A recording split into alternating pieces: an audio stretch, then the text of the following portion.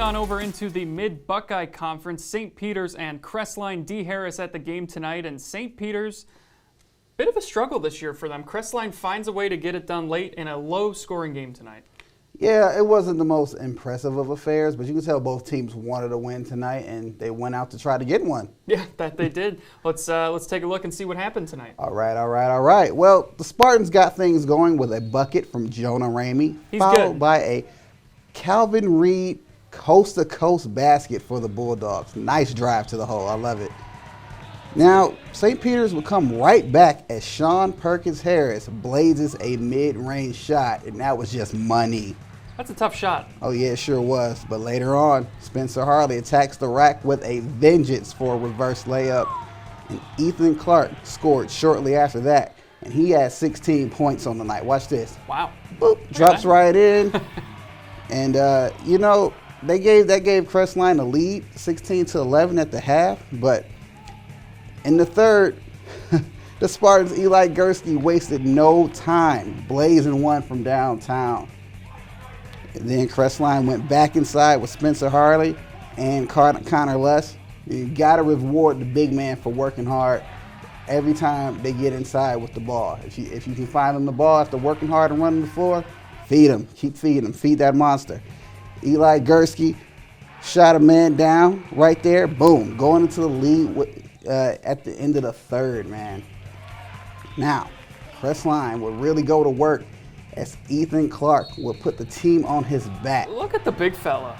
Yes, and this guy was the factor. Whoa.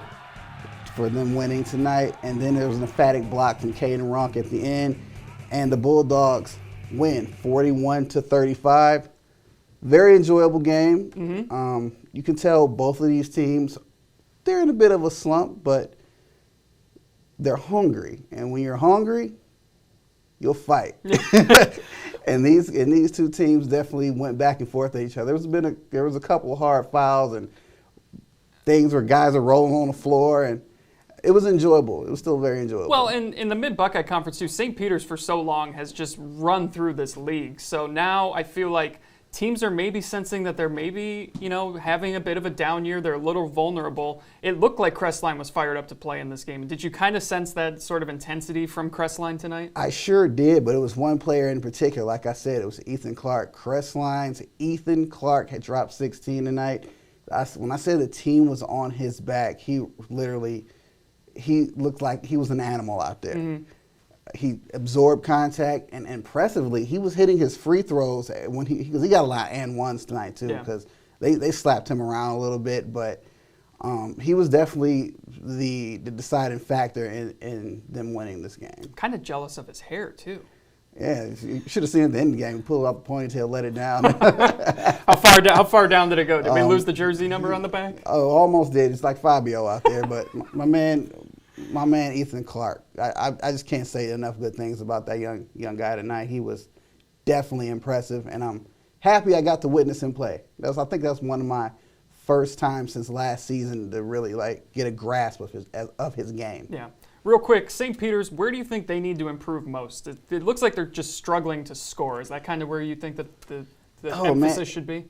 Yeah, the thing is, in the first half, the scoring was still a little iffy, but they were more consistent in the first half. Because the game, nobody really had a sustainable, big lead throughout the course of the game. It was pretty back and forth for the most part. However, when they had the game at hand in the end, what they did was they were missing shots they should have made, they were missing free throws, and they were fouling at the wrong time. You got a minute left, you're within 3, you do a crazy foul, the other team makes 2 free throws, now you're down 5, and that's what they lost by tonight. I mean, well, they lost by 6, but it's those type of little things that can lose you a basketball game when you're right there, because they had the lead going into the half. Yeah. So if they can just tighten up and lock down on a few things that could really be detrimental to their success going forward, I think they can turn the tide. It's still a little early, but Yeah, especially on the road, they can't afford to be doing those things. But maybe they'll get it corrected. Still a long way to go yet in the season. Dee, good stuff as always. When we come back, Nick Michaels will be joining me. Ashland and Madison. Will the Arrows pick up their first W? You'll find out when we come back.